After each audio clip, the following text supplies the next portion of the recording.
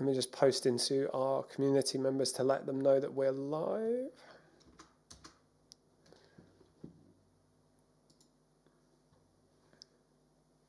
Perfect, we're live. Okay. Guys, welcome to the live call today. Thank you for joining. My name is Sean from Seller Smart, and I'm here to answer your Amazon FBA questions. So please do let me know if you have any questions, if there's anything I can help with. What are you struggling with in your business right now? What are you struggling with Amazon FBA? Have you gotten into it yet? Are you on the fence? If you're on the fence, what's going to take you to give it a go?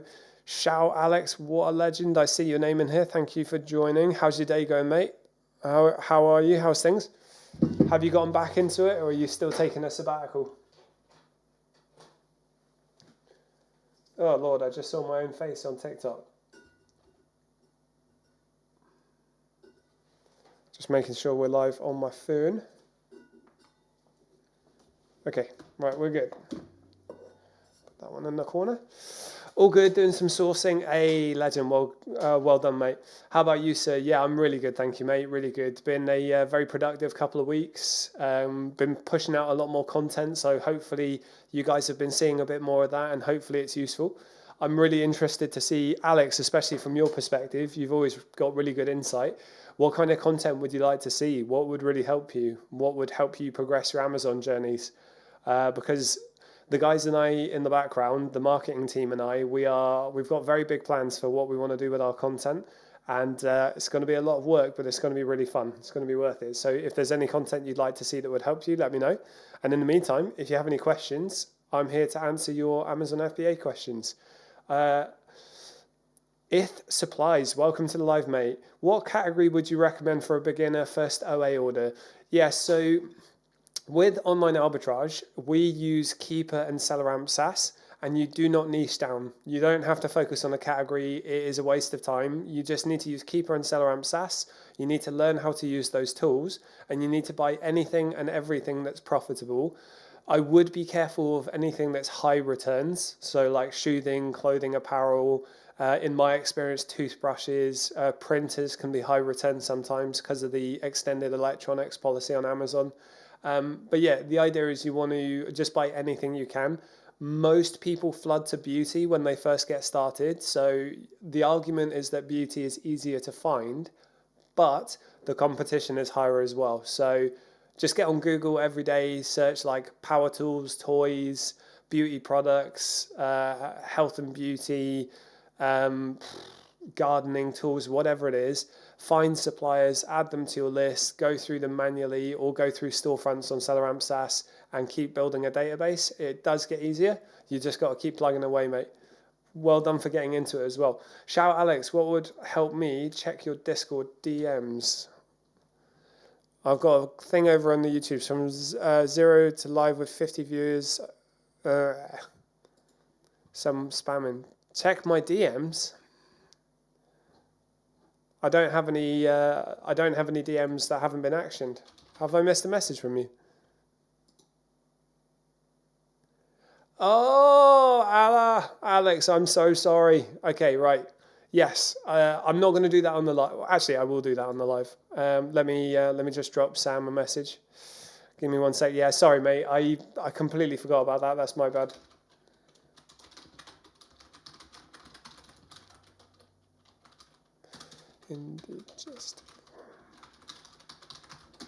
Okay, right, so everyone on the live who isn't privy to the insider scoop on that, Alex was looking for an indigestible ungate. In our mentorship server, we actually have a really good one because Alex is a legend and he's on these lives all the time. I said I would give it to him. So Alex, I've asked Sam to send it to me. I think what I did, mate, I did that silly thing where I clicked on your message, was like, right, cool, I've got a reply, got distracted by something else, and then obviously the notification was gone. But I will send that to you today. Okay, so who else we got? Deal Radar, welcome to the live. Ith Supplies, chat to you. MJ, I recognize your name. Love and Light, welcome to the live. How are you guys doing today? Who have we got over there? We got Martin in IG and a couple of people on YouTube. Let me know if you've got any questions, guys. You are still a legend, even though I forgot you. Well, you're too kind, my friend. Okay, so Yeah, so we've been going live a lot lately, as you guys have probably seen. We've been cranking out the content. We've got a slightly different plan to what we're going to be doing over the next few months, and yeah, just in general, we're really we've got a lot of data in our services now. You know, we've got quite a few clients at this point. We've got about 115 positive reviews. We've had a lot of feedback, and we love constructive criticism. So anytime a client uses one of our services, we love to hear feedback on what we can do to improve. So everything in the back end in our prep center is being, you know, constantly innovating and improving. Our Recruit Smart processes, Reese and the Recruit Smart team are doing a great job improving that. And yeah, with the content, that's where I'm going to be smashing. That's what I really hope gives you guys some value. So as I said earlier in the live, if there's anything that would like truly benefit you, please just let me know. Content ideas. I'm still waiting for a video featuring some software updates, how it works, perhaps what it provides. Yeah, that's a really good point. So our prep center is popping off at the moment and it's growing really quickly, which means we have to go to a bigger warehouse. It's kind of been all hands on deck supporting that just because we want to make sure we're doing a good job. We turn around people's stock really quickly and we just want to continue doing that. So the people in our mentorship who are using, some people in our mentorship are using the software right now, and anyone who joins our mentorship is going to have access to the software. As soon as the prep is more stable, we're going to be hiring a dev, and then we'll be pushing the software more. I do not release feature videos and stuff of the software yet, because whenever we've discussed what we're building in the background previously publicly, our competitors are in our group. They obviously watch, and then they have much larger developer teams than we do. So they steal the ideas and then they market them as if they came up with them. So we're being a bit more, we're holding our cards closer to our chest with those because we've got some really innovative, unique solutions to cool problems. As soon as I'm allowed to, as soon as I get the go ahead, these live calls are going to become a lot of me using the software to source and everything like that. So yeah, be sure to look out for that when it eventually happens. I'm not sure when it's going to happen. Or at least some shorts without showing too much, just hyping it. Yeah, I don't want to hype it too much right now because I need to figure out how long the delay is going to be. It's not going to be long. Obviously, we're desperate to get it out, but we just need to get the prep center sorted first. We actually put an offer on a warehouse yesterday, and we're just waiting for the paperwork today. So as soon as that goes through, very exciting. We'll do a YouTube behind the scenes video moving into the new unit, and yeah, very exciting because it's a lot more space for us to buy in bulk, to take on more clients and everything like that, and to grow the team in general. So as soon as that's out the way, we can push the software to more than just the people in the mentorship. If supplies, do large brands usually deny ungate applications even with invoices? Large brands have nothing to do with the actual ungating process in terms of whether they get approved or not. Large brands can decide who is a authorized seller on the listing, and then Amazon would reinforce it. But your ungate request getting rejected, that's Amazon's system being really bad and broken. Even if you have a legitimate invoice, you just have to reapply 5, 10, 15 times to get it ungated. Even Amazon employees find it annoying and a nightmare. Even Amazon finds it annoying. It's not just sellers. You know, we've had the inside scoop from someone who spoke to Amazon executives directly, and they say it's a nightmare to try and fix. They haven't been able to do it yet. And I don't know if you've noticed, but they're throwing tens of billions of dollars per year in AI, and their AI systems are trash. So I have no idea where that money's going. But yeah, the ungating process has always been annoying. In our mentorship, we have an ungating channel, which has been wildly successful since the mentees asked us to add it in. So that was all, you know, props to those guys because it was their idea. It's been very successful. What I can tell you is in the first 3 months, when you haven't had 3 months of active selling and you don't have 200 units of sales and over 1 to 2K revenue, it's going to be harder. You need to invest some money in ungating, and there's always something you can do to increase your odds. So every ungate attempt, start a new ticket, flip the invoice, change the file type, annotate the invoice, change the comment. There's always stuff you can do. And sometimes you may even have to wait 1 or 2 days before you reapply, but it's part of the process. Honestly, you need to develop a thick skin with it because it's just one of the many things that is quite frustrating with selling on the platform. but every Amazon frustration is an opportunity for us to create a better solution. So I'm not fussed by it. Our community can absolutely help you get through, I would say 99%, if not all problems that you're going to face in your Amazon journey. Also, as a content idea, I'd love a video of a day in the warehouse or a day of a VA to help us get a better understanding of what is happening. Yeah, mate, that's a really good suggestion, right? So, Alex, that is a very good suggestion. We've just hired new prep team members who are amazing. They are killing it. Gus has been with us for a while now. He's amazing. And we've got Alina joining us soon. Alina has come from another job where she does the social media. She does the social media and advertising for her previous job, and she's really good. So in the new warehouse unit, she's going to be helping with social media content in the prep center, and I will be going up to the prep center a lot more often so that I can do content. I live in Bristol. Our prep center is in Bexley in Kent. So on a good day, it's a 3.5 hour drive, 4 hour drive. On a bad day, it's a 6 hour drive. But I want to go more often. I've even been talking to the missus about us potentially moving to Essex just so I can be closer to the action. But I'll be real with you guys. Long term, I'm probably going to be living in Portugal. I want to live in Bali for a bit. You know, the UK's cold most of the time, isn't it? I'm getting a bit bored of it. So yeah, might try Essex for a bit to live closer to the action. Definitely want to do more content filming in the warehouse for sure. Day in the life of a VA, that's a really good suggestion. I'll have a think about how to portray that in the content. That's a really good idea. I have a marketing plan right now.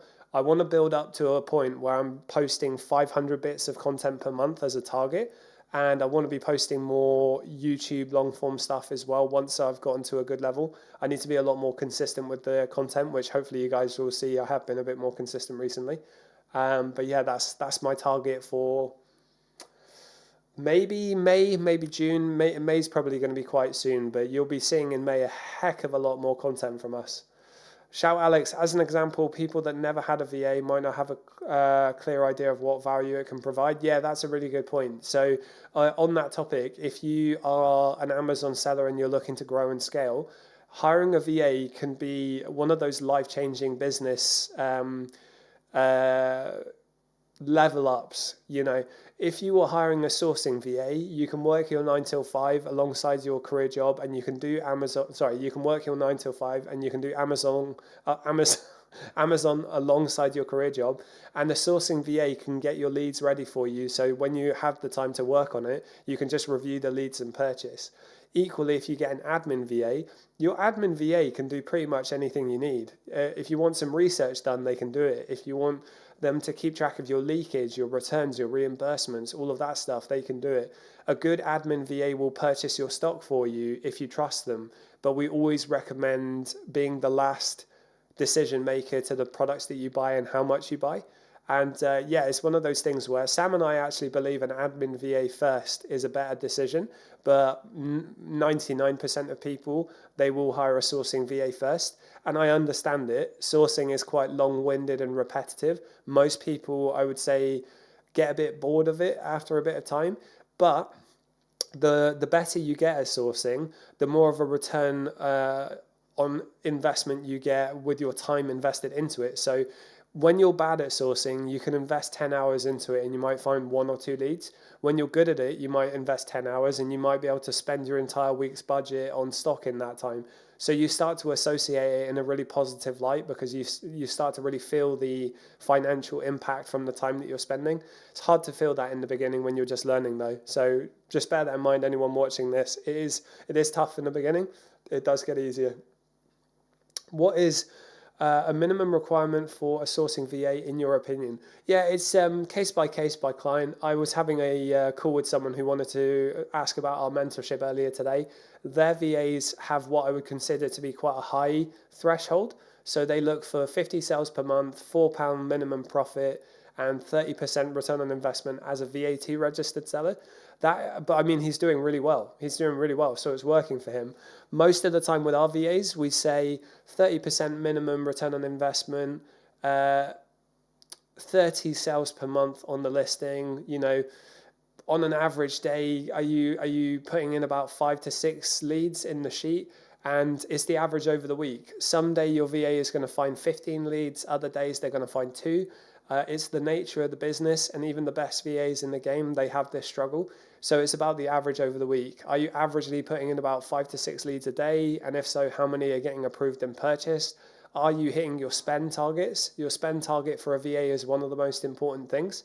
If you think about it this way, if I want to hit 30k revenue in a month, let's say if I want to hit 30k revenue in May, I need to have bought all of my stock early in April enough that I can ship it into Amazon, have it go live, and then sell out in the 3 to 4 weeks of May to hit that revenue target. And in order to achieve that, the VA needs to find enough leads that I can spend that money early enough in April. The earlier you can get your stock in, the better.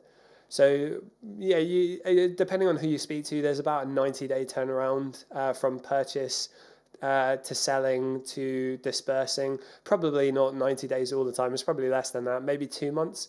But you buy your stock, you might get it the next day if you got fast delivery. Once you get it next day, you might ship it into Amazon. It might be 2 days time before it checks in. It might be a week. It just depends on your geographical location and how lucky you get. And then when you make the sales, you might sell out within 2 to 3 or 4 weeks.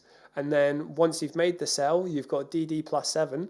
So your funds don't get released until the delivery date plus 7 days. And then when you trigger a disbursement, it's 3 to 5 business days on top of that. So there's a long turnaround time. In comparison to eBay, I've got an eBay business account. I make a sale and the money's in my account the next day. It's so much easier on eBay, but eBay just doesn't have the sales velocity of Amazon. Amazon is just better from a sales speed of sales standpoint. But I do like both. I like a bit of both, to be fair. It's supplies. Where's the best place to start learning how keeper filters and sourcing works? We've got a YouTube channel, my friends, so you can check that out and check out our videos on Keeper. Very soon I'm going to start doing more tutorial-based videos on YouTube, but I promised the team I would smash out enough short-form content first. So yeah, be sure to check out our social media content, check out our YouTube channel. We've got some Keeper videos on there, and I'll do a lot more going forward. I've got a lot of big plans for the content, but yeah, you can learn it all there. What you need to be careful with, don't repeat the same mistake I made. I learned Amazon FBA from American YouTubers. Whilst they are very nice guys, I've chatted to a lot of them, and whilst they are very good at what they do, the US market and the UK market are very different things. So what flies in the US might not fly in the UK, so just bear that in mind. Shout Alex, I meant what is a budget for a seller should have before thinking about a VA? Oh, okay, fair enough, right. So if you, Alex, I'm guessing you're thinking about a VA, which is really cool. I hope you're definitely hitting into that chapter now. So if you're thinking about a VA, right, how much profit are you making on a month-by-month basis? How much cash do you have to invest in stock? Because when you get a VA, their full-time job is going to be finding you leads. If you only have $2,000 to spend in a month on stock, it might not be worth getting a VA because you just don't have enough cash to buy the leads they find. Whereas if you are, if you're spending 5, 10, 15K a month on stock and the VA is profiting at least £1,000 from the leads they give you, you're going to be paying your VA, if they're an experienced VA and you get them through our recruitment agency, you're going to be paying them about £365 to £375 per month. So your VA needs to be making you at least £1,000 profit to justify the cost of them. And when I say £1,000 profit, I mean from the leads they're giving you, you purchase them. So do you have enough capital? Do you have less time? Are you getting busy? Is your work busy? Would it really help you to have a VA? Can you share a VA with a friend? Can you split the cost of a VA with someone? That's what a lot of people do. If they have a business partner that they do Amazon with or a romantic partner, whatever it is, they split the cost of a VA. That could be really good for a lot of people. But yeah, if you've got enough cash that you can spend on stock and the VA is profiting enough, like at least 3 times their salary, which I know if you're paying them 365, I know £1,000 is a bit less than 3 times, whatever, 2.7, 2.8 times. But yeah, that's a rough guide to go on. And I was keen, I got a VA in a prep center early because I wanted to focus on the high return on investment tasks in the business. Everyone is different. Building up that cash flow first is a very good idea. Hey, what's a good starting amount? We get that question 5 times alive, I swear. But it's a really important question, and I am glad you asked it. So Some people on TikTok will tell you you can start with 300 to 500 pounds. We think that is a load of nonsense. We think you need to start with at least £1,000, and more money is better. If you can start with £1,000 to £2,000, that is enough cash for you to prove the concept. That's enough money for you to get Keeper, Seller Amp SaaS, and an Amazon seller subscription. You can get postage, SKU labels and box labels. You can get boxes. You can send your stock in, and you have enough money to spend on stock to reinvest the profits and grow. If you start with less than that, you are pretty much bound to doing retail arbitrage and only focusing on really high return on investment products. But then you have to invest some money on ungating anyway, because you can't use retail arbitrage receipts. So about £1,000 minimum, more is better. Anyone working with us in our mentorship, they need to have at least 5K. And yeah, if you're going solo, 1 to 2K is fine. Ethan Carrillo, very cool name. Is the VA a real person or an AI assistant? The VA is a real person. We work with people from the Philippines, amazing people. I love Filipinos. They are fantastic. We've got a lot of Filipinos in our team as well. They are the best people, super trustworthy, really funny, really nice to work with, very professional, and very hardworking. Agentic AI to do sourcing hasn't happened yet, and I don't see it happening anytime soon. But you know, who knows? But I'm sure it's around the corner, but it hasn't happened yet. I'm sure we'll be doing something about it if it is. But yeah, humans doing the VA job is definitely the way to go. And I'm interested though. I'm interested to see how that develops. I suspect it'll probably be a couple of years away now, but who knows? Fowler's Empire, welcome mate, welcome to the live. Yeah, a real person like a personal assistant. Yeah, a PA. My admin VA, I kind of consider them a PA, to be honest. They do all the admin of the business, but generally speaking, if I have stuff I need them to action, they can. Obviously, it's within reason. One person can only do so much in 8 hours. And if you've got a fully operational Amazon business, then they're probably going to be quite busy. But you will actually find, you see in the background, admin VAs can have, like quite often will have multiple clients, because if you've got a really good system in your Amazon business, you can do the admin fairly quickly. And a lot of people are quite wrong about admin VAs. A lot of people want sourcing VAs because they generate a financial return to them, so they see it as a net positive in terms of cash flow. But an admin VA actually does make you money as well. An admin VA will save you loads of money with reimbursements, removal orders, and things like that. So they are an incredible addition to your team. When you get to a point where you've got a sourcing VA and an admin VA, and the admin VA can do your purchasing, oh, chef's kiss. I love it. It's so good. It's so good. It feels so, like you're hitting that next chapter, like you're really growing the business. It feels great. I definitely want everyone to experience that. Though I had a call with someone the other day who wanted to join our mentorship, and she was very adamant that she wanted to do Amazon the entire time by herself. She didn't want to ever use anyone else because she likes to be very self-reliant, which is totally fair. To each their own. Everyone is different. If supplies, do you recommend storefront stalking for a beginner? Yeah, for a beginner, I think storefront stalking is a really good place to start, because it will teach you what other sellers of similar reviews are selling. So you want to be looking for FBA sellers with anything fewer than 400 reviews. Less than 200 even can be good. If they're an FBA seller, fewer than 400 reviews, very likely to be an arbitrage seller. You can go through the brands on their account and you can try and figure out what they're buying. You can update your supplier sheet, try and find reverse source from Google Shopping, and try and find places where it would be cheap enough to make a profit. You can start keeping track of discount codes you find. You can start keeping track of the seller IDs that are good. Some seller IDs will be good, some will be bad. Our software has sourcing capabilities as well, which I won't go into too much detail, but you can sign up for the waitlist for that if you want. So yeah, storefront sourcing as a beginner, definitely a good shout. Email newsletter sourcing, definitely a good shout. Amazon to Amazon, if you've got about 2K or more, Amazon to Amazon UK is a really good option. EU A to A is our speciality, so that's buying from European Amazon and selling in the UK. In our mentorship, that's definitely where we shine the most. That's what we know more than anything, and yeah, that's what our software is focused around as well.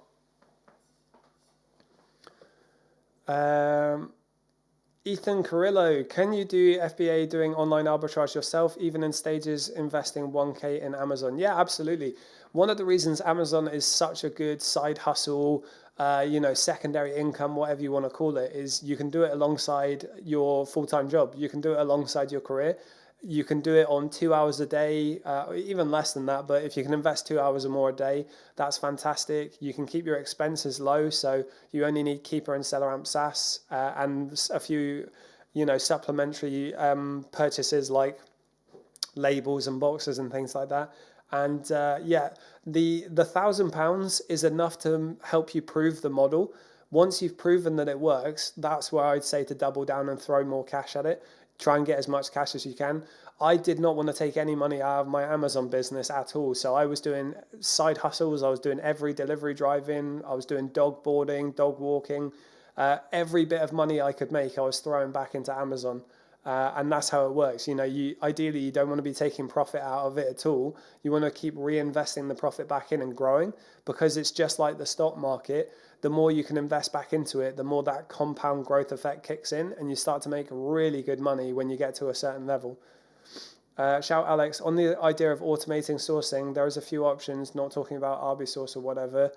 With N8N, you can fetch data from like Keeper or websites and check for a specific discount codes, 3 for 2 deals, but you have to do a manual setup. Yeah, that's fair enough. I actually spent my entire morning using Claude making automations with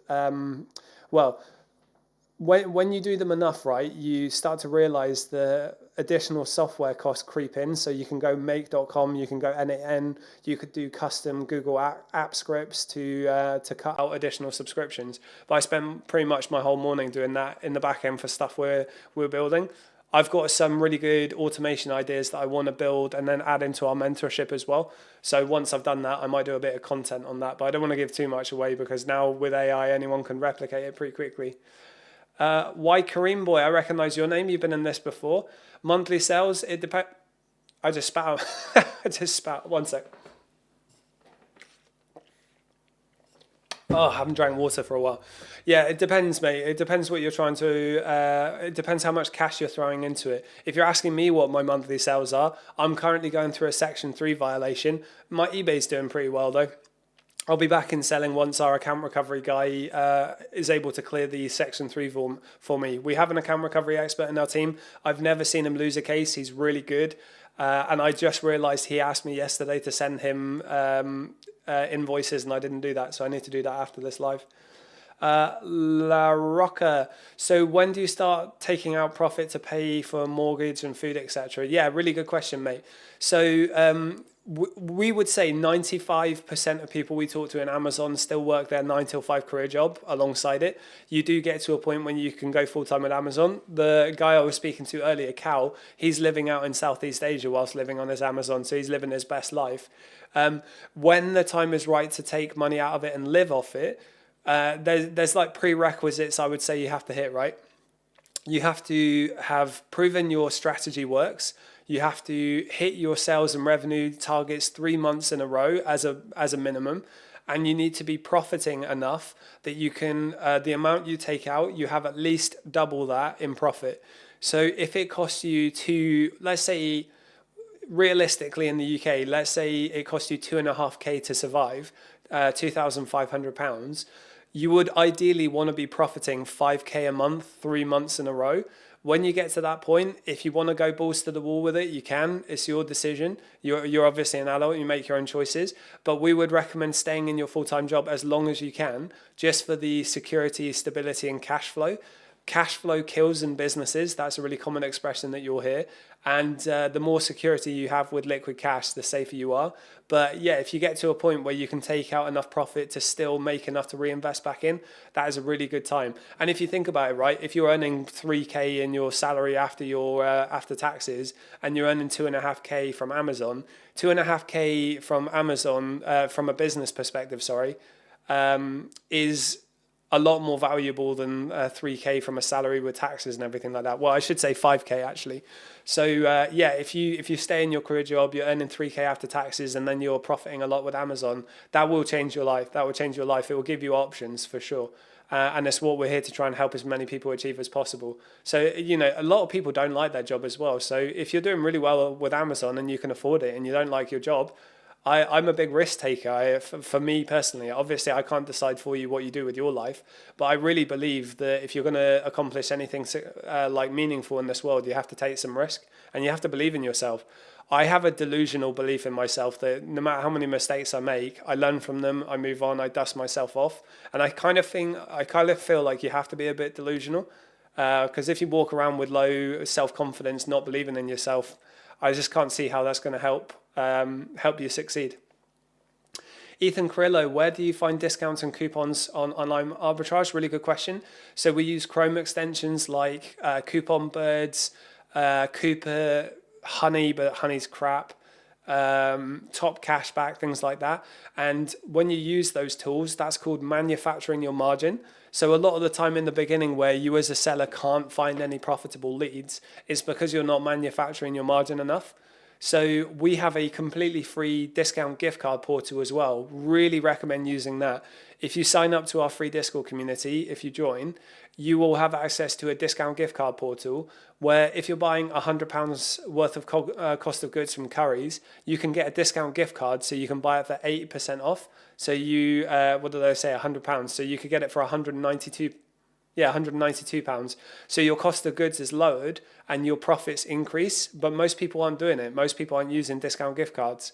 On top of coupons, I might add, and on top of cashback. That's how you manufacture your margin and you do this well. Some people who are really good at this model are the ones who are very good at manufacturing your margin. Like Sam, for example, who's the head coach in our mentorship. Sam spends 100K a month. And 95% of the leads he buys are brand new leads. They're not replens. So it tells you there's a lot of leads out there. You just got to get good at finding them. Godders, welcome to the live. I haven't seen your name in here for a while. What was your section 3 for? Yeah, mate, really annoying. I said this on a live yesterday, so if anyone was in here yesterday, apologies for me repeating it. Really annoying, right? I got a section 3 for a American product I'm selling. The ASIN is the product, and I provided all the proof, but the brand associated to the section 3 is a completely different, unrelated brand. It's an issue on Amazon's system. Our account recovery guy says he's never seen this issue before. It's really weird. It's just a fault. So they kept rejecting the claim. And then on top of that, Amazon were charging me money in the European marketplaces, even though I haven't sold in them for over 7 or 8 months, and I've closed all of them. I found every ghost product in every marketplace. I have no listings live. I have no stock in any fulfillment centers, and yet Amazon has been charging me in them. I refused to pay it, and they added that on top of the violations that I've been committing. I've spoken to Amazon 3 times. Not a single person can tell me why they're charging me that money. So out of principle, I was like, why am I paying that? And I've spoken to other big sellers in the space. I've spoken to loads of people in our community. It's happening to other people, not just me. As soon as I figure out why it's happening, I'll make a social media video about it so you guys can figure it out too. But it's super annoying because it was happening before and it was related to a ghost product. I had a product in Germany that someone returned and the listing wasn't visible in the German marketplace, but I was still getting charged for the storage of that product. But I've gone through ghost products in every marketplace and it's not that. So, mate, Amazon can't even tell me why they're trying to take my money for that. So who knows? If supplies, would you recommend breaking even, losing money on orders just to ungate brands and products? Yeah, so I recommend aiming for profit whenever you can, but in the first 3 months when you just need to get sales data and ungates, then yeah, any sales is good. Any sales is good. You need to be actively selling for 3 months and you need to get over 200 units of sales, and then ungating gets a lot easier. So if you can break even and make some sales, that's absolutely fine. When you're doing your ungates, right, use Keeper and SellerAmp. Try and find a product that you want to sell. So let's say it's an HP mouse or printer, whatever. This is always the example I use. If I want to sell an HP printer and it's going to cost me £50 per unit and I need to get 10 of them to ungate, that's £500. If I then instead go and find an HP mouse for £5 and buy 10 of those, that's £50. I can ungate the brand on the mouse and then I can sell the printer. So it's the same process. It unlocks the whole brand, but I've spent 50 quid instead of 500. And in the beginning, you need to be careful not tying up your capital in ungates because obviously you need to to be making sales to grow the business. Ethan Carrillo, how do you avoid paying taxes in income in tax season? How do you avoid paying taxes and income in tax season? I'm not a financial advisor. I'm not an accountant, so I can't legally give financial advice. I can definitely recommend getting a good accountant. I've worked with a high street accountant that cost me a lot of money and had no idea how Amazon worked. And I ended up losing a lot of money because they were really terrible. And now we recommend an Amazon specialist accountant called Smartly with a Z. Harvey runs that business. And yeah, you may pay a little more on a month by month basis, but you don't have to pay for any subscriptions like Xero, Link My Books, or anything like that.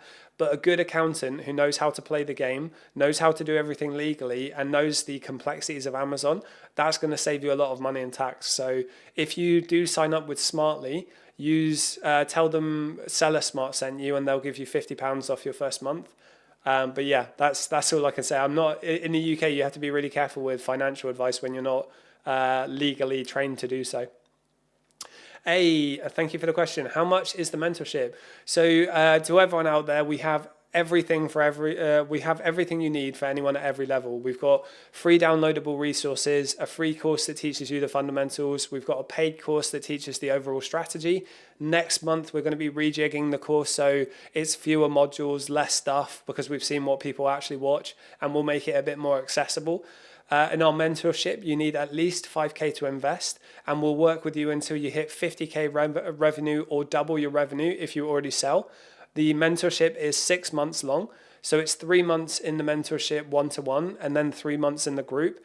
We have group call recordings, one-to-one calls with Sam, a one-to-one chat channel where you can ask as many questions as you like. We have 115 positive reviews now, and only 5-star reviews. The services are fantastic. The group is amazing. The people in there are incredible. Every single person in our mentorship is amazing. They all help each other grow. They help each other find ungates. We help them find ungates. That's one of the biggest things in the mentorship. And yeah, they've been having absolutely incredible results since working with us. Shout Alex, it supplies unpopular opinion, but never lose money. You're a business and you want to make profit. Yeah, that's a fair enough assessment. If you can get ungated and making profit, obviously that's better. It just depends on how much it ties up your capital for. There are loads of ways you can ungate and still make profit though, so you don't have to break even or lose money. I definitely would never aim to lose money, break even at bare minimum. The only time I would aim to lose money on sales is if I've got a customer damage return and I have to sell it on eBay. In that case, I'm just going to sell it for what I can to get my money back. But with ungates, you can still make money as you do it. Goddard's also a brand mismatch. If that was related to my section 3, kind of, not quite a brand mismatch. It's just, as I said, it's a systematic error. The ASIN is one brand, but the brand name under the ASIN is a different brand, unrelated. So it's just a weird error on Amazon's side. When I speak to people on the phone, they're like, "Oh yeah, that's really weird," and then nothing changes because, you know, Amazon seller support, the system is so bad. But again, that's why our community is so good. That's why we can help. I'm very lucky that we have an account recovery expert in our team because to be honest with you, I'm very busy working on Seller Smart. I don't have time for Amazon to jerk my chain around at the moment. So I'm very lucky. I'm very blessed that we have an Amazon account recovery expert in our team who's helping me. But he can help you as well if anyone out there is having issues. Fowler's Empire, that makes a lot of sense about brand ungating. Thanks for that. Yeah, no problem at all. It's one of the most challenging phases for beginners. It's one of the most challenging, it's like a hurdle that you have to overcome, right? Because you have to build up credibility with Amazon. You have to show them that you're a legit person selling authentic stock. There's a lot of fake suppliers on the platform, so I get why they do it. They have a system that doesn't work, but yeah, the ungating doesn't have to be that much of a headache as long as you know how to approach it. And as long as you approach it with patience, because even when it's not that bad, it's still pretty bad. You know, if I have a valid invoice, I should be able to apply for that ungate and it should get accepted. On a good ungate, I might get it approved in less than five attempts. But, you know, that in itself is a problem, right? You shouldn't have to do that, but you got to live in the reality you live in, not the one you hope for.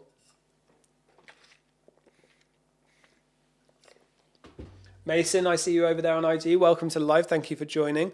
Anyone on YouTube, let me know if you've got any questions.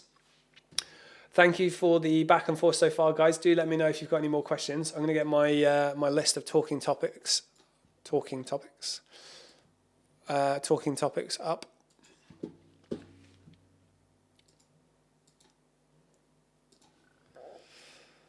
Ooh, no, that's wrong. Right, there we go. We're back. Sorry, I messed up my my tabs there. Okay, if supplies, what are the tricks for getting ungated? What are the tricks for getting an ungate request approved after it's initially been denied? Yeah, okay, good question. So you have applied for an ungate, you get it rejected, you reapply on a new case, you change the file type from JPEG to PNG, you flip the invoice so it's upside down and hopefully someone has to read it. You can annotate it. Don't do all of these at once. Do one thing at a time. You can annotate it. You can put red boxes around the required information and arrows pointing to it. You can change the comment on the application and you can say, please see attached invoice from trusted UK supplier. That's one that works really well for me. Loads of different tricks that you can try. Loads of different ways that you can do it. Just do them one at a time. Always try it on a new case. Sometimes you have to wait 1 to 2 days before you reapply. I've personally not seen any success with reapplying on the same case once it's been rejected. And the conspiracy theory in the industry is that Amazon humans at Amazon who are paid to review ungates, they get negatively scolded if they approve an ungate that isn't legit. So apparently a lot of them just reject all of them that they see. So no matter how legit your invoice is and how easy you've made it for the person reading it, sometimes they just automatically reject. And then you've got the other side of the coin where AI might be analyzing it and the AI is just hot trash at the moment, which is, again, I say this all the time. How strange is it that Amazon reportedly spends tens of billions a year on AI? If I put a screenshot or a PDF into ChatGPT and I ask it to analyze it for me, or Claude, it can tell me exactly what is going on in that PDF or screenshot. I have no idea why Amazon's AI can't do that with ungating. I do not understand it. It doesn't make any sense to me, but well, who knows? Maybe they're just burning billions a year on nonsense. It certainly seems that way. It supplies. What are the tricks? Oh no, I just read that one. Okay. Right, let me go to my trusty talking points. So I said yesterday, how much time do you need to spend on Amazon per day? Obviously, it goes without saying, but you're competing with people who do this 40 hours a week or even longer than that. So the more time you can put into it, the better. When we talk to people coming into our mentorship, we say a minimum of 2 hours a day is ideal. Average of 10 hours a week minimum, but again, 2 hours a day, 7-day week, 14 hours a week is better. The more time you can invest into it, the better. Just like any skill, there's that 10,000 hour rule. You are going to get better at it the more time you can invest into it. So do it alongside your full-time job. Do it alongside your 9 till 5. Don't quit your career. Get into Amazon. Do it alongside it, but just try and invest as much time as you can. You've got a 5 till 9 in the morning and you've got a 5 till 9 in the evening. And then you've got weekends too. So there's a hell of a lot of time in the day. More people than you can imagine will check the social media usage on their phone and realize, wow, I've actually got a lot more time in the day than I think. So if you can find those little scrappy bits of time, you can invest loads of it into Amazon and get better results. When we started doing Amazon full time, it was all of us in the team. It's like a quadruple return on your time. Hey, thank you for joining the fan club. Appreciate it. Yeah, it's like a quadruple return on your time. The more time you invest into it, the more reward you get back for the spoils of your work.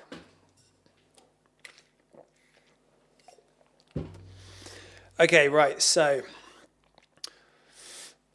how do you stay consistent when you're busy? I think is another way of saying how do you stay consistent when you're not feeling motivated, which is something I really don't like. I don't like relying on motivation at all. I think having a system and discipline is better. So when I say a system, I mean if I calendar my time slots, if I say I'm going to source at 5 p.m. on a Thursday, I do it. I have no objections. I'm not allowed to I'm not allowed to lie to myself. So if I say I'm going to do something, I do it. So I set my time in my schedule when I'm going to source. I set my time in the week when I'm going to do my admin. I set my time in the week when I'm going to do my 9 till 5 job. So you guys, obviously, this is my 9 till 5 job. Well, it's actually a lot longer than that. But yeah, give yourself a system. Make yourself stick to the times that you set. And regardless of how you feel, do what you say you're going to do. If you're constantly making decisions based on how you feel, you're going to go through life very disappointed, because motivation is fleeting. It comes and goes. It feels amazing when it's there. I feel motivated very, very rarely. And when it kicks in, I get loads done. With me, my feelings of motivation kick in when I've had a 9-hour sleep, which happens once every 6 months. And oh man, I feel like I can conquer the world on those days. But if you have a good system, if you have a routine, if you do what you say you're going to do, regardless of how you feel, and if you take care of yourself, take care of your mental health, take care of your physical health. If you take care of your physical and mental, it just makes everything else so much easier, and it instills that discipline. So I love the gym. I go to the gym and it instills that discipline. For you, it might be walking, it might be running, it might be plyometrics, whatever it is. But if you do those things, it's going to help your overall business. And if you actually look at it now, the majority of billionaires in the world will tell you that they exercise 4 or 5 days a week. And it's because they see the value in it. The return that you get from looking after your physical and mental health is very good. Kind of sounds tangential to an Amazon FBA question, but it's not. It's like the holistic approach, isn't it? Everything affects everything else. If you're super stressed all the time, you're probably not going to be able to focus on Amazon, especially if you're working a full-time job. Whereas if you're looking after yourself, you're managing your stress, you're having positive social interactions with your friends, you're setting time aside to work and you're sticking to it, you're going to do really, really well. Okay, so I kind of touched a little bit there on how to structure your day as a seller, but again, I'll go through it. If you're waking up, if you're doing a 9 till 5, especially if you work from home, you've got that time before your work day that you can put into it. That's the time where I like to go to the gym personally. So I'm a 5 or 6 a.m. riser, go to the gym, have breakfast with my fiance, and then I get into work. Then you've got your lunch hours whilst you're at work. You finish at 5 o'clock, you've got 5 until 10 p.m. or some people until 1 a.m. depending on what you want to do. You've got your weekends. You don't have to do admin every day. So schedule your admin once a week. Have a really good system so your admin is automated. The software we've developed is specifically designed to reduce the amount of hours you have to work in Amazon. So sign up to the wait list and get ready for it, because it's really, really damn good when it comes out. And just make sure you're sourcing enough. Schedule your admin once a week. Put as much time into sourcing as you can. Sourcing is challenging, and VAs who work on it 9 till 5, 8 hours a day, sometimes they only find 2 leads in a day, sometimes they find 15. So if you're only investing 2 hours a day and you're not finding leads, that's probably why. You need to invest more time into it. You need to build up more data. You need to be more consistent, and you need to learn from the sessions where you don't find anything. Learn from that. Why didn't you find anything? What did you try that didn't work? What else could you try that might? What are other people doing that you're not? What could you ask me in this live call that hopefully could reveal a revelation that you haven't noticed? All of these things are going to help with your workflow and your processes. Okay, let me get some more questions up.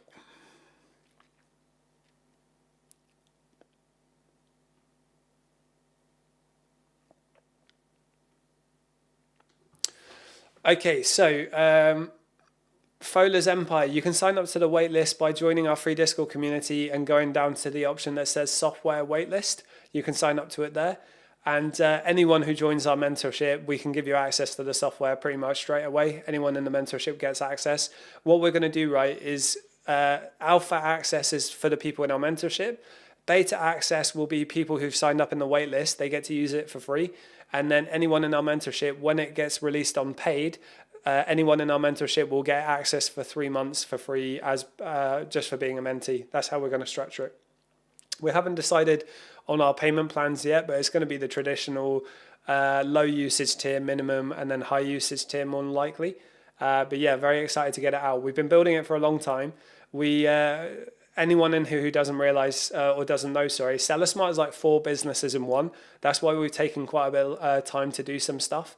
but the team's managed it really well. We've managed to put out fires as they've come up. We've managed to maintain very positive reviews. We've done a fantastic service. So like the team at the prep center are doing an incredibly good job. They work really hard. They're very passionate.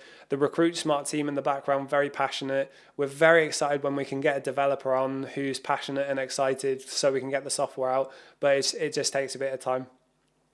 Is supplies. What retailers would you recommend to begin with?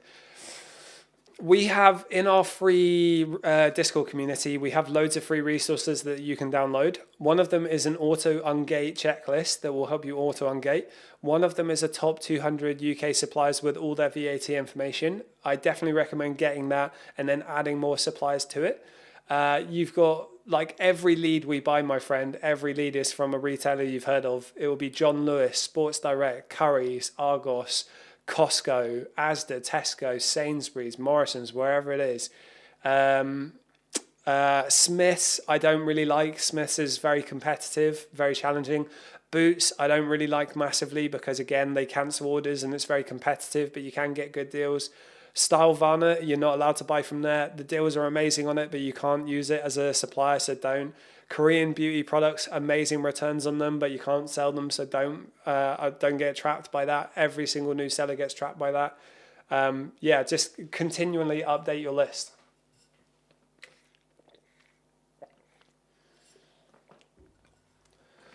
Can you please talk about the auto ungate list and how it works? Because I've checked and I'm gated in the majority. Yeah. Very good question. So the auto ungate checklist has about 1,400 listings on it. The way Amazon's ungating process works is kind of like a trust system. So how many sales you have on your account without any issues adds Amazon's trust for you. How many brands you're ungated in on Amazon helps you get ungated in other brands. If I'm ungated in lots of brands over here, I might auto ungate in more brands down the line. So the auto ungate checklist, for some people, they'll go through it and they'll get auto ungated on loads. For other people, they'll only get auto ungated on 40 or 30. The more sales you get, the more you can come back to it and check. It is entirely case by case depending on you and your seller metrics. So if you went through it and didn't find a lot of success, even 30 or 40 is good. What you need to do next is you need to find products that you want to sell that are profitable and then get cheaper products in that brand to ungate and then pay to get ungated that way. So when I say pay to get ungated, I mean, again, if I want to sell a Jellycat, I'll find the cheapest Jellycat I can, or I'll find a product that I want to sell.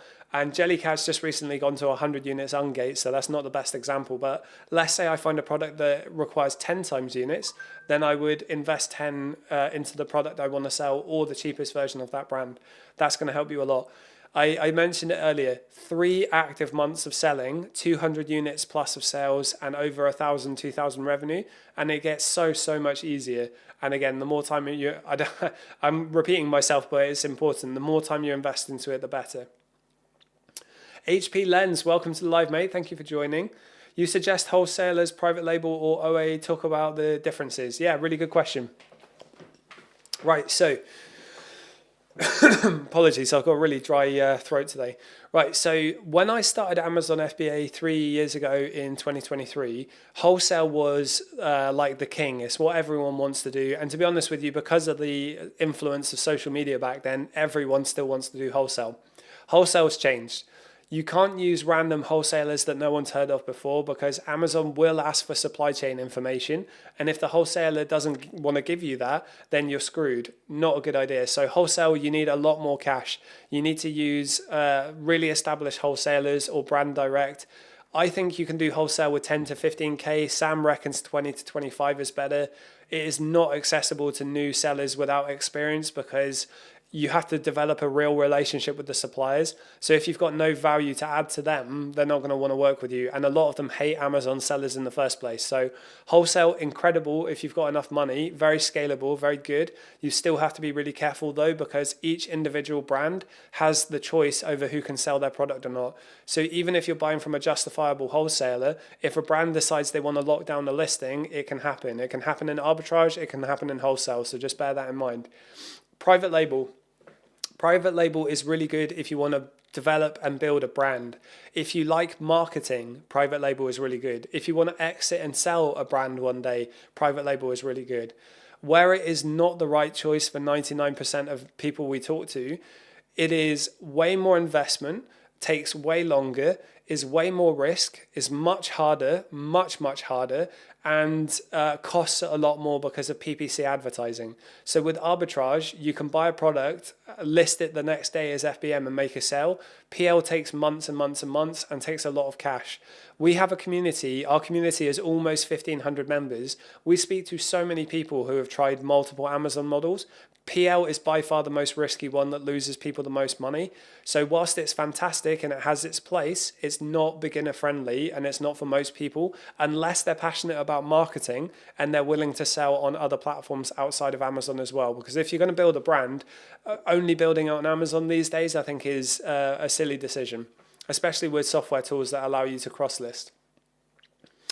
OA and 8A, so online arbitrage, retail arbitrage, and Amazon to Amazon, I consider them all the same model. That's what we recommend to most people. That's what we teach. That's what we do. OA, really fantastic for good returns. You can get started really quickly. You need to get through the ungating phase.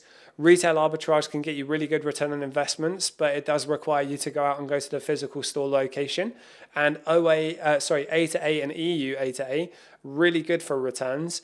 With A to A UK, you occasionally have to hold your products for 2 to 3 months, so it's not the best option for someone with limited capital. You do not want to hold up all of your cash for 2 to 3 months because that's 2 to 3 months of sales you're missing out on that could be building your coin purse, your cash flow reserves. So all of them have different strengths. All of them have different strengths and weaknesses. No business model is perfect, even outside of Amazon. I can tell you the headaches of the other business models we've tried. But yeah, each of them has their strengths and weaknesses. We think for 99% of people we talk to, arbitrage and Amazon to Amazon is the right choice. And if you think about it long term, arbitrage is going to teach you how to do Amazon as a whole. You're going to build up your seller account and you can use it as a cash machine to build up your finances. And then when you've got enough money to do wholesale or PL, if you want to, you can. You know, it's a free world. You can do what you want. But we do recommend starting with arbitrage. The amount of people we've spoken to who lost money with PL, we helped them with arbitrage because we wanted to get them back into a good place. And they were like, oh, wish I'd have found you guys sooner. We have that conversation all the time. Yasin Sinya, welcome to the live, mate. Amazing name. Hello, mate. Any tips to ungate 100 unit brands? Yes, mate. Major wholesalers and distributors. So in our free Discord community, we have a Lego ungate supplier that's pinned in the beginners chat. You can check that out. So you've got places like, I'm drawing a blank. Harrison's Direct, that's a very major retailer. Amazon accepts them. So you can find the cheapest product in the brand that you want to sell and you can ungate with that brand. If you ungate on one listing in a brand, it will ungate the whole brand. So 100 unit ungates is one of those times where you do have to use major wholesalers. We have an ungate channel in our mentorship server. Very, very successful, really successful. So that's one of the key perks of working one-to-one with us if anyone is interested. HP Lens, what do you think about who says that FBA arbitrage is dying because you can get banned anytime? Okay, I'm going to touch on multiple things in that sentence, right? Really good question. I've never seen a single person get really fully banned unless they were doing something dodgy and they didn't realize that they can talk to an account recovery expert. If you're doing everything above board, if you're following the rules, if you're collecting your invoices and you're keeping all your evidence, I've never seen anyone get properly banned. And that's even with A to A as well. You can use Amazon to Amazon invoices to clear authenticity complaints, IP violations, Section 3s. So I've never seen anyone get banned, especially with account recovery help, which we have. You said people were saying arbitrage is dying. People have been saying that since Sam joined selling on the platform. Sam's been selling for 4.5, 5 years almost. People have been saying that since then. People chat a lot of nonsense on social media because it generates clicks. And it's good content, you know. If I say, oh, don't go do that, come and do this, it's good content. But, you know, it's still here. People have been saying it's going to die for 5 years. It's still here. It's still... I would argue arbitrage is a better option now than wholesale used to be because we've split tested this. You know, the retail invoices with arbitrage get accepted way more than wholesale ones that we try, and it's because of the supply chain info. Whether that's going to be the case in 5 years, who knows? Who knows what happens because the platform changes every 2 days.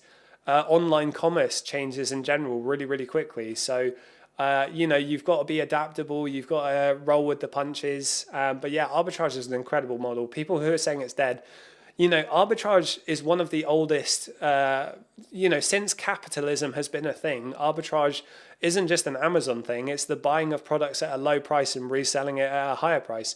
Arbitrage is never going to die off unless our financial model dies off because of AI. Capitalism might not exist because of AI. Who knows? Who knows? But, interesting times, right? You just can't tell these days. But yeah, arbitrage has been around for a long time and it's going to be around for a lot longer. HP Lens, how much Sam make on FBA a month? Sam spends £100,000 a month on stock. He does 2 million a year revenue. All of us in the team see Amazon as a lifestyle business. So Sam will cap his earnings at 2 million a year. He supports his whole family on it. He goes traveling with them 5 to 10 times a year and never pays for flights because of the cashback and reward systems that we teach in our mentorship. He has incredible Q4 numbers, especially. But yeah, he has an amazing business model with the way he does it. He works on his Amazon 10 to 12 hours a week, and he does crazy figures. And he can scale it more if he wants to. But Sam, I'm going to get him on the live on Friday. He'll be the first one to tell you he just doesn't want to. He does really well with Amazon. He doesn't invest any time into it. I've got a puzzle on the screen. Hold up. That's the first time I've had that on the browser. And he uses the free time he has to do the mentorship, to do another business he has. He has another business model. He was making a bit of money with some TikTok stuff on the side as well. Diversification of your revenue stream is a really good idea, but you need to nail one thing first. So nail Amazon first and then diversify. Sam's been selling for 4.5 years. I've been selling for 3 years. Cowan Reese, 3.5, 4 years, something like that. We've been selling for long enough now that we've built the automations, we've built the systems, we've built the virtual assistant teams. We've built everything in place before we go off and do everything else. And now Seller Smart is our core focus. So yeah, really good idea to diversify. I want to reiterate though, if you want to scale your Amazon business to 10 million a year, you can. You just have to be aware that that's going to come with certain stresses, and there's a very particular type of person who can handle that. Because even big sellers on Amazon will run into trouble that can cause them a lot of issues. So if you want to go down that route and do it, you absolutely can. Or you can see it the way we do. Treat it as a cash machine, treat it as a lifestyle business. And then once you've got it in place and you don't have to work on it more than 15 hours a week, then you can pursue other stuff. Stacy H, welcome. Hi from the US seller. You come across my For You page. Awesome. Very cool. Welcome, Stacy. Thank you for joining. How long have you been selling for? The US market looks really cool, to be fair. The US being the land of capitalism, you guys love spending money, and I love you for it. I went to the US when I was 16, and I haven't been back. Man, it is a cool country. I definitely want to go back. James Dewis, welcome to the live. I have £1,000 to start with. That's perfect, mate. £1,000 will give you enough cash to prove the concept. Once you've proven that it works, you can find more cash to throw at it. But you need to see it yourself, right? I can tell you data on this live call that Amazon is the largest marketplace in the world by far. What Amazon does, what TikTok Shop does in a quarter, let me rephrase. What TikTok Shop does in a year, Amazon does double that in a quarter. Amazon's sales velocity is insane, and 60 to 65% of the sales on the platform are from third-party sellers like you and I. That information should tell you how big of an opportunity it is. But for all of us, and I include myself, you need to see it work for you first before you believe it and conceptualize it. So that £1,000 that you have to start with, you can get Keeper, you can get SellerAmp SaaS, you can find some profitable products, you can resell them, and as soon as you make the sale and see the profit, the light bulb will flick, you'll prove that it works, and then typically people double down and continue it. Or they decide it's not for them and they go off and try other things. That is absolutely okay. Amazon is not for everyone. It is a challenge. It does have headaches. I'm willing to bet you any amount of money that if you found someone who was making 10 million a year from Amazon, I guarantee you they would complain about it a lot, even though they're making 10 million a year. And it's because Amazon do not make it easy for us as sellers. We make it easier for you. That's what our community is for. We make the hard journey easier by building the systems that we've built, building the services that we've built, having the free Discord community to ask questions. It would be amazing though if Amazon could make it easier on us too though. I think because of the growing competition in third-party marketplaces, OnBuy, Temu is now in the UK, TikTok Shop, all these third-party marketplaces, I think are going to cause competition with Amazon, and I think Amazon are going to have to respond to them by making selling on the platform better. And I think we're already seeing that in the last 6 months where they're reducing their fees for the first time in a long time. So it's very exciting. It's a very exciting time to be a seller. The opportunity is the highest demand it's ever been, whilst the new sellers joining the listing is going down, not up. And I did a YouTube video on this. 68,000 people become Amazon sellers in the UK every year. 70,000 new sellers join the platform every year. 68% of those people never make a single sale, and the vast majority of people who do make a sale never make it to one review. So when you actually do a deep dive into the data over a 5-year period, your competition is way less than you think, long term, especially for people who stick with it and are consistent. A lot of people make money from Amazon, take their cash and then go off and do other stuff. That's fine too. To each their own. Everyone is different. Stacey H, 3 years, mostly OA and RA. We do love to spend money. Yeah. OA and RA looks incredible in the US. Like I was saying this in a live call the other day. Retail arbitrage in the UK, it's really weird, right? In the US, there are people who scale retail arbitrage into an 8-figure a year business with teams that go out and do it. And the US is a massive, geographically massive country. But in the UK, where the country's smaller and going around the whole country is a lot faster, people just don't do that. It's just not really a thing. And I've always wondered why that is. But I've never really seen RA as that scalable in the UK. You know, I like online arbitrage because it's more scalable. You know, everything I'm thinking about in my business, I'm thinking long term. Can I do this? Can I grow it?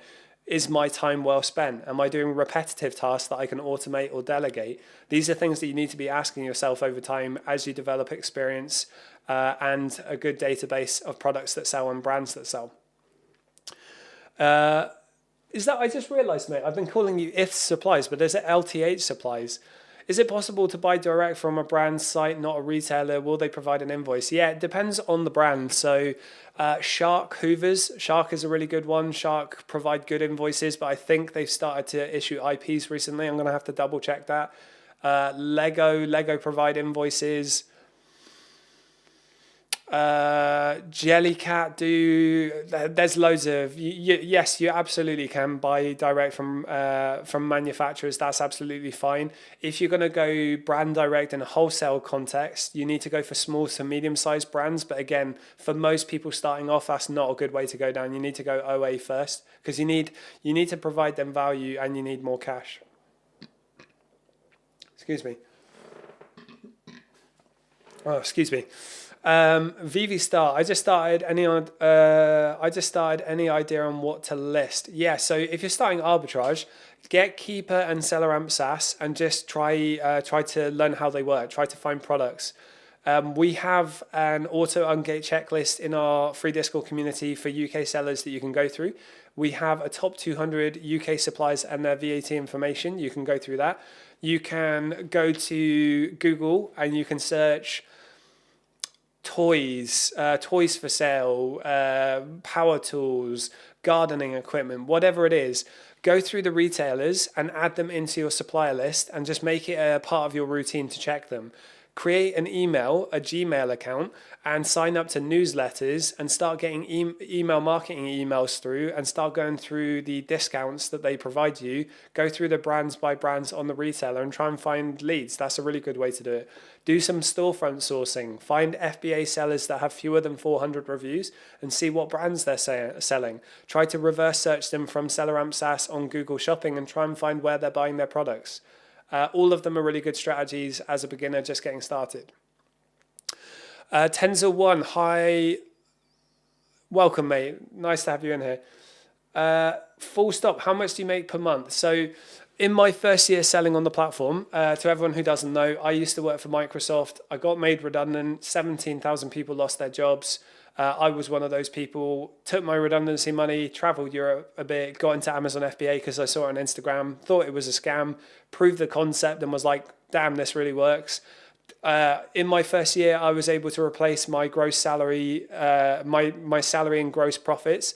But my partner and I lost money that first year because we tried to do so many different things. We tried drop shipping, eBay liquidation returns pallets. Most of them were disastrous. eBay worked, but it worked really slowly in comparison to Amazon. eBay dropshipping did not work. But yeah, Amazon was a killer. It worked. In my second year where I focused on Amazon only, I got to about 150K revenue in the first 4 months. And by that point, the guys and I in the Seller Smart team started to develop software, and we created, I don't know if you guys know Airtable. We had an automated Airtable database for our businesses, and we attached software to it so it would scan EU A to A leads and UK leads. So we were, for like a year, all we were doing was EU A to A. We were doing really well, lower revenue, higher profits, and less competition. I got made one of 5 authorized sellers for a big European brand because the supplier I talked to, I noticed he had a Venezuelan accent, and my fiance is Venezuelan, so I spoke to him in really terrible Spanish, and he loved it. Got very lucky with my timing with him because he'd just in that week been given UK distribution rights exclusively, so I got very lucky there. Seller Smart has been my full-time focus for a while. We've been going for a couple of years. So my selling on Amazon has gone down. I'm just focusing on replens and doing a lot of eBay because my partner runs that one.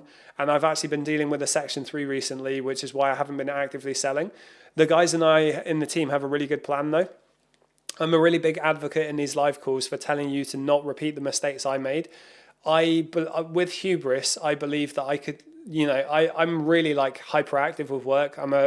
To be honest, I'm a little bit of a workaholic. So I believe that I could do what other people couldn't do, and I could do eBay, Amazon, Shopify, all of that. I thought I could do it all. I was wrong. I was a plonker. So when I say, I like to say on these lives, don't repeat my mistake. Seller Smart for us is going really well. It's building incredibly well. The team are incredible. They're doing a fantastic job. The community is amazing. It's really popping off recently. So the guys and I have agreed that Seller Smart is our focus until we get to a certain amount of revenue per month. And then we're just going to dump a load of cash into suppliers that I already have. I've already got wholesale suppliers. I'm actually in talks with wholesale suppliers right now to try and bring wholesale supply relationships into our mentorship, and we're going to associate them to our software as well.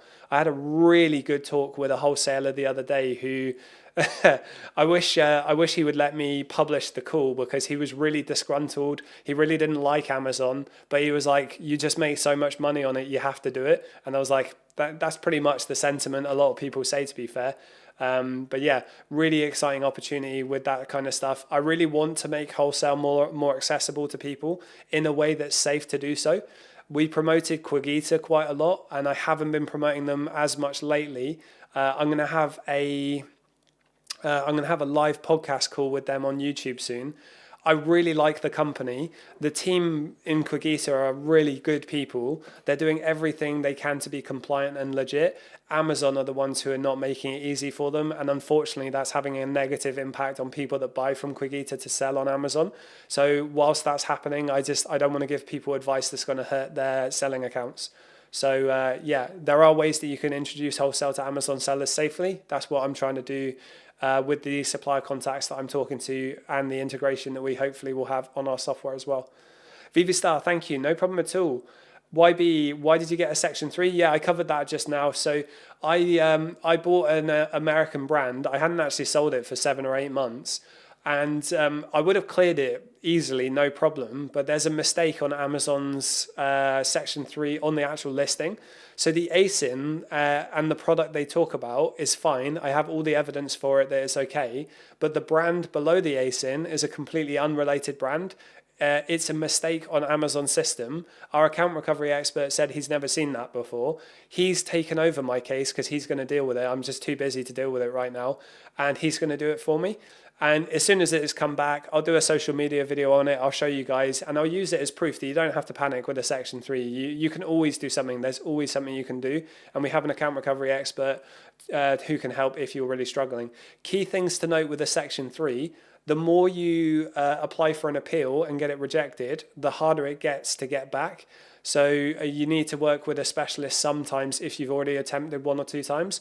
I made the attempt twice and it got rejected twice because of the brand mismatch against the ASIN. I called Amazon. They said, oh yeah, this is really weird. We've not seen this before. And then just typical with Amazon seller support, nothing happened. So our account recovery guy is going to take over it and help me out there. And I said earlier in this live call today, he asked me yesterday to send him invoices and bank statements, and I forgot to do that. So I need to do that today. It's going to be good social media content though. Guys, I'll put it out there, right? We speak to a lot of the coaches and the community owners in the Amazon space. You'd be amazed how many very big creators out there haven't been selling for years, and it's because they got their accounts in trouble or whatever. I want to be transparent with all of you. You know, the whole team and I, we're all Amazon sellers. I want to be truthful with you. I want to tell you what it's like to actually sell. I want to tell you the good and the bad. I want to tell you what's happening with me in my Amazon journey at the moment so that you can be prepared that it might happen to you. I personally don't see the point in lying to your community members. I get it. Oh, okay, interesting. I just had a pop-up warning from TikTok. One sec. Okay, anyway, I'm going to continue. I personally don't see the value in lying to our community members because reputation is really hard to build. It's really easy to lose. I would rather tell you what's going on. And then when we resolve it, that's good marketing for us, right? So just be prepared. These things can happen. Sam's been selling for 4.5 years. He's never had a Section 3. Someone else I chat to, another Amazon coach I chat to, he's been selling for 5 years. He's never had a Section 3. Someone I know who was selling for 2 months got a Section 3 straight away. Section 3s typically come around in waves, and as long as you're buying from legit places, as long as you're collecting invoices, you have proof of purchase, you'll be okay. Nothing is a disaster. Even if you get authenticity complaints and IP violations. We just did a social media video recently where we did a video on how someone in our live call was telling us that they're a new seller. They got an authenticity complaint that they couldn't get removed, and even though they were buying legit stock, they accepted the authenticity violation. And I was saying to them, I was like, I get why you did that because Amazon were kind of pushing you to do it, but you've just admitted to them that you were selling fake stock on their platform. So even though your account health was recovered initially and it seems fine in the short term, in the long term, that strike is going to linger on your account for at least 6 months. You've just admitted to Amazon that you've broken the biggest policy that you shouldn't break when you haven't even been doing that. So you have to learn how to do this properly. Don't ever accept authenticity complaints, especially when they're unjustified. There's always a way that you can, I don't want to say play the system. There's always a way that you can fix the issues that you face. You just need to know how to do it. And again, we have a mentorship community. We work one-to-one with people where we can help. We have a free Discord community. Any questions you ask, we'll always try and help. Can you source from Bargain Fox? Yeah, I think that's fine. I've used them for ungates, I think, so I think that's okay. Yeah, I've never bought from them from like a selling profit perspective. Give me 1 sec. I've had a warning from TikTok. Okay, boom. There we go. Okay, right. So how long have I been live? 1 hour and 18 minutes. Okay, I'll keep going. Got a really dry throat today though. Okay, right, let's go through from sourcing sale, 1,000 stock turns into a week and a live good deal versus bad deal. All right, let's talk a little bit about a good deal versus a bad deal. So a good deal for Amazon FBA, you are going to have your SellerAmp SaaS and you're going to have Keeper. You're going to check Keeper and you're going to check the historical data and you're going to see the FBA sellers have been coming on the listing on and off like a wave, and there's never a flat line drop off. So a bad listing will have a flat line drop off of sellers in a single day. A good listing will have sellers coming in and out. A good listing is going to have really stable buy box price, not massive fluctuations for arbitrage, that is. And the buy box will be shared equally among the people on the listing. A bad listing will have really erratic pricing, and it'll be really hard to tell if the product actually sells at the high price you want it to sell. Because more often than not, if the price goes up, the sales rank goes down because customers say that's too expensive to buy. Good thing on a listing. Are you making at least 30% return on investment? Does it sell at least 30 times per month? Those are really good ones to go for. Faster sellers are better, so anything above 50 is considered good. If you find a product that's profitable and it sells 1,000 times a month or more, you've got a banger of a product there. Example of a bad listing is the brand on the listing. If the brand is on the listing, that's too risky, don't sell it. You could get an IP violation. What else is there? Okay, so good listing. What's another example of a good listing? Is the lead hard to find? If the lead was hard to find and hard to manufacture margin, that's a really good sign that other people aren't going to be able to find it when they try and storefront source you. So equally, if the lead was really easy to find, that's a problem. Even if you make a bit of profit on it, it's more than likely other people are going to find that lead too. So low hanging fruit, really easy to find products. Always, not always, but often not the best choice. An example of a bad listing. When you're about to buy the product, on the offer count on the keeper chart, in the last week or two, has the offer count started to trend upwards? Has it historically been 10 sellers, and then in the last few days or week, it's gone up to 13 or 14? Before you buy and sell the product, that's an indication that demand is growing on that listing. So you can either wait, you can hold off and wait and see what happens, and then you can sell it if there's not a huge competition spike, or you can try and sell it as FBM and you can try and get sales quickly before more competition joins, or you can just send it in and you can hold your stock and wait for the price to recover if competition joins the listing and the pricing goes down. So just like any supply and demand business model, as the offer count, the sellers on the listing goes up, more often than not, the price has a corresponding downward spiral. That's why you need to be careful with low-hanging fruit. We want you to be selling at a profit. We don't want to see you lose money on your transactions, and we don't want to see you have to hold your stock for a long time. So doing that analysis before you buy the listing, that's going to help you in the long run. You're going to get better at that. That's going to help you make good purchasing decisions so that you avoid more of those mistakes. Even big sellers, it happens to everyone. But this is another reason why we tell you to buy wide instead of going deep on one brand. If you buy wide and you bought 30 different listings, even if one of them tanks, you've still got 29 that you can sell. That's typically speaking how it works.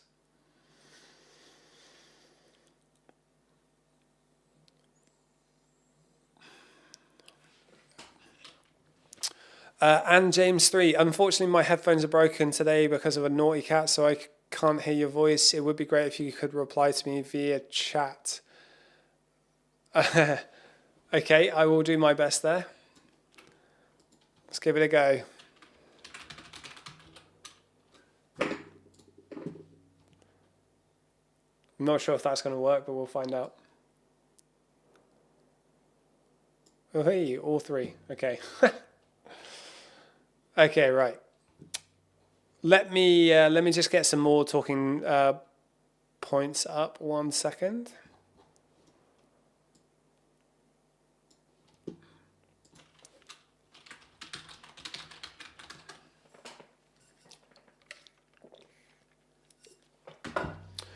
Do you recommend what is that? LJ or IJ433, do you recommend manually ungating with no sales history? Yeah, absolutely. If you have no sales history in the first 3 months of selling, you are going to need to invest money on ungates. It's just inevitable. Like ungating 3 years ago when I started was a headache, but it's better now. Hey, appeal got approved. That's good. TikTok just got back to me. So ungating has always been a headache, but when I first started, I invested a lot of capital into ungates. I wanted to get ungated in as many brands as I could. And whilst that may not have been the best idea because I tied up cash, it meant within 3 months, I was ungated in almost everything I checked. Within 3 to 6 months, I was auto ungated in loads of brands. So in the beginning, you absolutely should invest a bit of time and money into ungates. You just don't want to spend too much money in ungates. How to make faster buying decisions without overthinking? That is a really good question. So when you're just getting started, right? in the beginning, you're going to be spending way more time analyzing each individual listing than an experienced seller. An experienced seller, so when I look at the listing, I can tell what's going on in 10 seconds, and then I can invest a bit more time if I wanted to do a deep dive and see if it's worth selling. In the beginning, you're going to be spending way more time because you don't really know what you're looking for. You have to click around more. You need to find things that you know you need to look for, but you don't know where they're located. And there is often an analysis paralysis kicks in where people overthink. And it's normal, but what I would say is I speak to so many people who are reviewing a listing. They send it to me and say, hey, can you check this? Would you sell it? And I think, yeah, that looks okay. You could give that a go. And then 2 weeks later, they ask me about the same listing again. They've been ruminating on it for 2 weeks. You want to be spending 2 to 5 minutes on a listing, 10 to 30 seconds when you've got experience. This is a volume game. The more volume you go through, the more likely you are to find leads that you can sell. So just remember, overthinking is bad most of the time, but especially for analyzing Amazon listings. Okay, someone's asking me if I play League of Legends. I'm going to engage. Why not? I don't.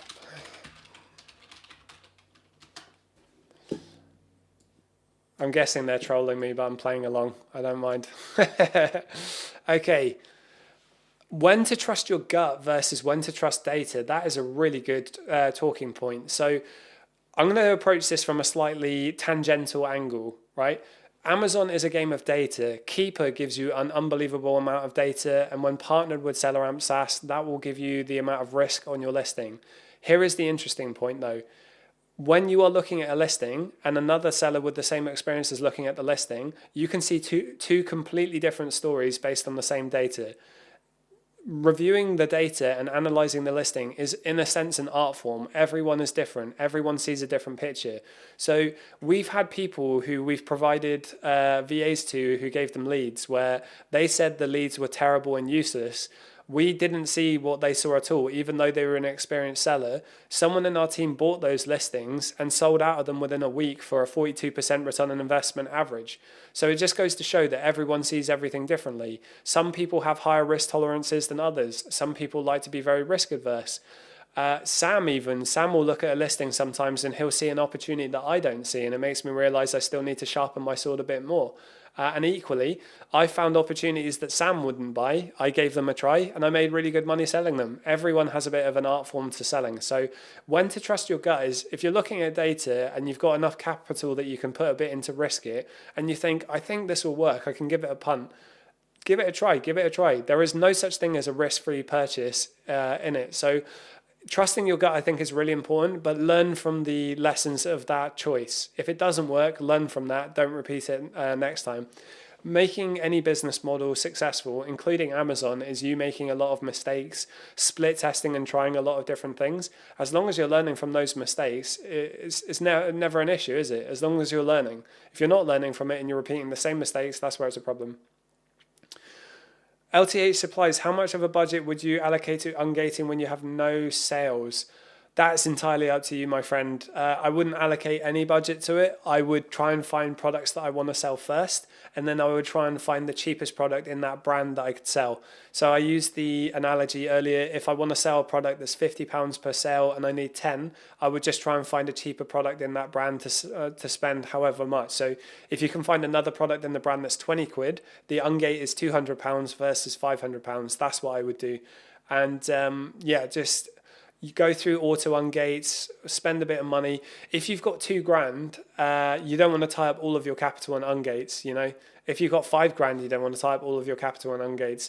Just be sensible. Try and find as many products as you can sell, and the ones that you're really desperate to sell, maybe invest in ungating those ones. That's what I would say.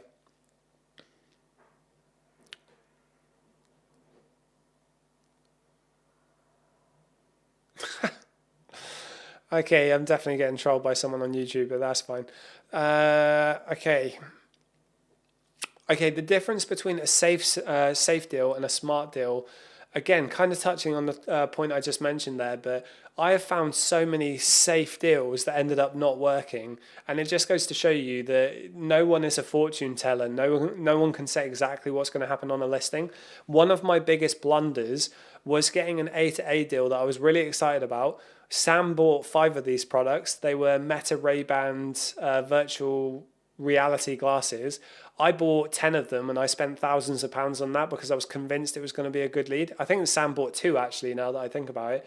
And the price went more than 50% lower and it just stayed there eternally. It was selling thousands of times a month, but the price never recovered. So that was a disaster for me.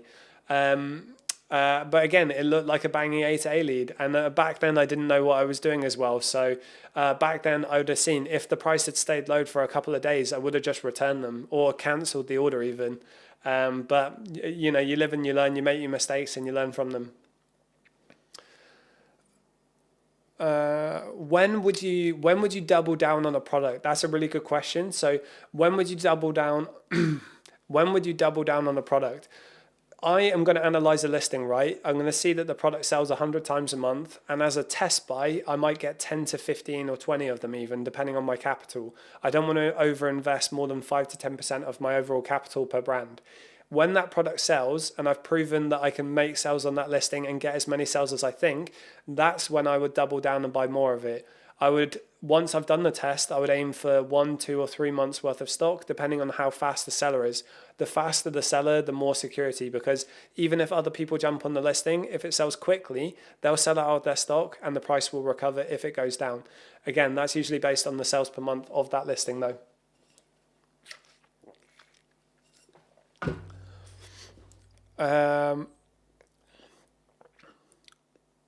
How to build confidence in your decisions is a really good question, because confidence comes from results. So when you're feeling a bit, like you're out of sorts, when you don't know what you're doing in the beginner phase, when you start to learn, when you start to do test buys and they start to sell and you make profit, you start to realize, okay, this is what's happening. This is what I'm doing wrong. Here's where I can improve. This is what I'm doing right. This is what's working. Your confidence is going to build when your sales grow. When you start to see results from the work, that's where the confidence will kick in. And that's true for anything. I think blindly expecting to be confident when you're starting any new thing is a bit misguided. You need to get it from the results and the rewards of your actions. That's what I would say there. All right, guys, I've been live for 1 hour and 32. Questions have dropped into a lull, which is cool. Really enjoyed the conversation today. I hope you enjoyed it too. I hope you found some value. Give us a follow and drop us a DM if you want to talk to us about any of our services. We have a really good Amazon one-to-one coaching mentorship. We have a 50K guarantee. We work with you for 6 months.